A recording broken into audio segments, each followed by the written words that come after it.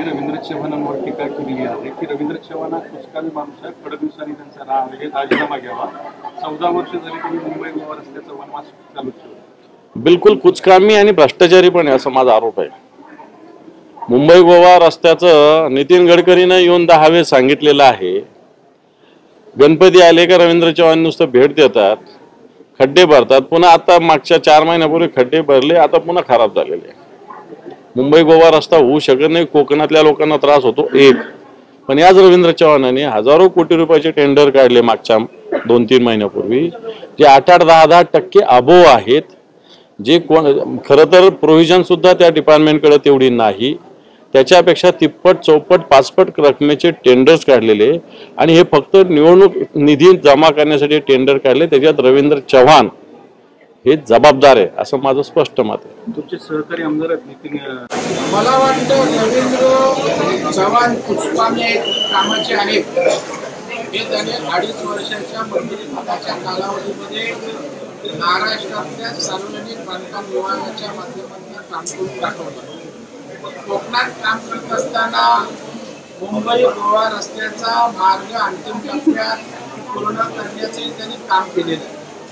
आता 14 वर्षांचा वनवास बोलत असताना रामदास कदम किती वर्ष मंत्री होते, किती वर्ष आमदार होते. त्याच्यामुळं मला वाटतं तुमच्यासारख्या ज्येष्ठ नेत्यांनी अशा प्रकारचं या ठिकाणी अपरिपक्व अशा प्रकारचं वक्तव्य करणं योग्य नाही आहे. जर तुम्हाला काय वाटतं, तुमच्या पक्षाचे प्रमुख राज्याचे मुख्यमंत्री एकनाथरावजी शिंदे साहेबांशी बोला. आमच्या चव्हाण साहेबांविषयी काही आक्षेप असतील, आमचे नेते देवेंद्रजी सोबत बोलवा आणि 4 भिंतीच्या आत आपल्या भूमिका त्या ठिकाणी मांडा, सोडवणूक त्या ठिकाणी करा. पण मीडियाला बोलवायचं आणि वाटेल ते बोलायचं, माहितीवर बोलायचं, हे आम्ही खपवून घेणार नाही.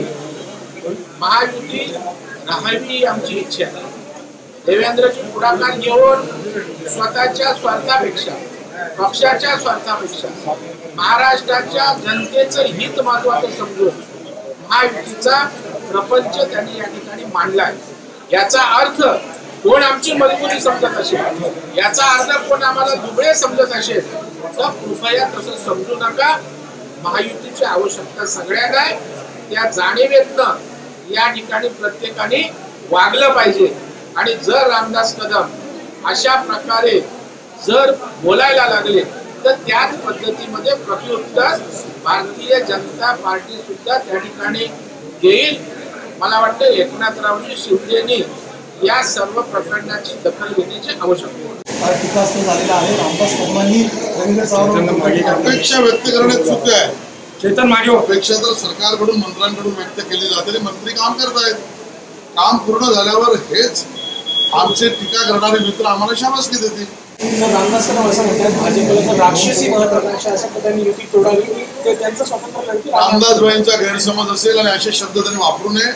शब्द जंजाल वापरायला आम्ही कोकणी आहोत. रामदासबाईंचा सन्मान करून त्यांच्या बोलण्यावर आम्ही आता उत्तर देतो. पढ़ते रहिए fight against criminal daily newspaper. आज की खबर में बस इतना ही। वीडियो को लाइक करें और चैनल को सब्सक्राइब कर लें, जिससे आने वाली वीडियो की नोटिफिकेशन आपको मिलती रहे।